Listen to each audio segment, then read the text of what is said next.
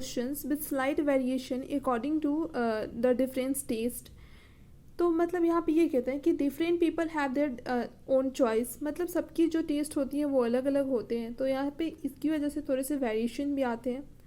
Henry Porkia for example, the imagine that the human being of the future would fill their long leisure by contemplating the law of the nature।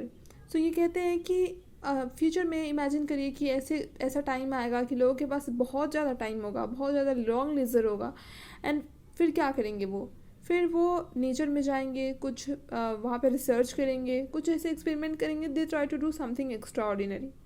Mister Bernard Shaw is of much the same opinion, और Bernard Shaw का भी कहीं ना कहीं ये opinion भी उनका भी सेम ही था। Having ceased by the time they are 4 hours old to take any interest in such childish thing as love, art, and the society of the fellow beings, and the ancient teen back to Methuselah devote their indefinitely prolonged existence to mediate in the mysterious and miraculous beauty of the cosmos। mysterious means होता है रहस्यमय, miraculous चमत्कारी, और cosmos means universe।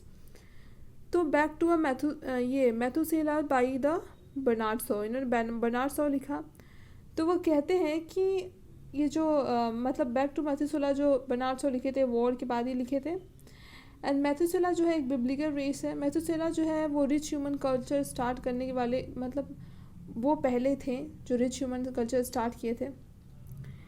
And mister H.G. Wells portray a man like a God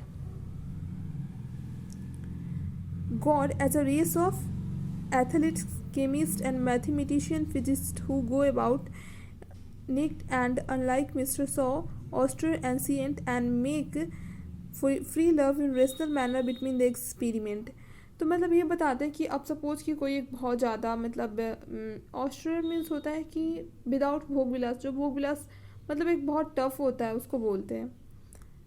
and they also take an interest in the arts, are not ever playing games, मतलब वो arts में interest लेंगे, मतलब एक एक्स्ट्रा ऑर्डिनरी करने का कुछ time करेंगे क्योंकि लोगों के पास जो प्रॉन्ग लीजर होगा। This 3 answer to our question are not typical, और ये जो 3 आंसर जो है हमारे क्वेश्चन वो टिपिकल है। सो डिफरेंट प्रोफेट्स में differ in their estimate of their relative importance of the various activity which make up what is generally known as the higher life, but all agree that the lifes of the leisure posterity will be the high.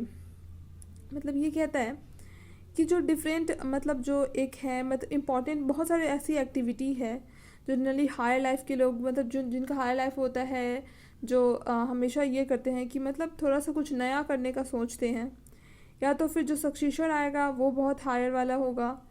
They will eagerly make themselves acquaintance with the best that of thought or said about everything। they will listen to concert or classes music, they will practice the art and handicrafts। तो अभी मतलब एक तो music सुनना, handicrafts में जो हाथ से बना होता है उसे बोलते हैं।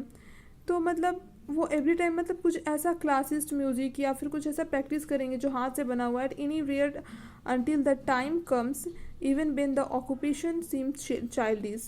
they will study the science, philosophy, mathematics, and the meditate to the lovely mystery of the world in which they live।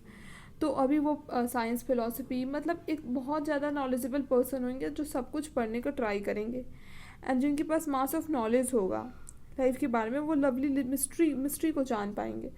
जो ये मतलब क्या कहते हैं, हाँ एजी वेल्स जो है वो टाइम मशीन का जो वही किए थे। एंड मैथ्यू आर्नल्ड कहते हैं, मैथ्यू आर्नल्ड की said the sweetness of life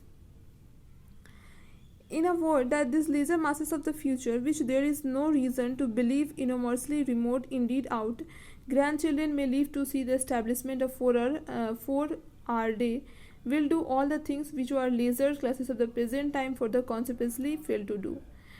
तो मतलब पहले के टाइम में और अभी के टाइम में कुछ ज़्यादा ही डिफरेंस है।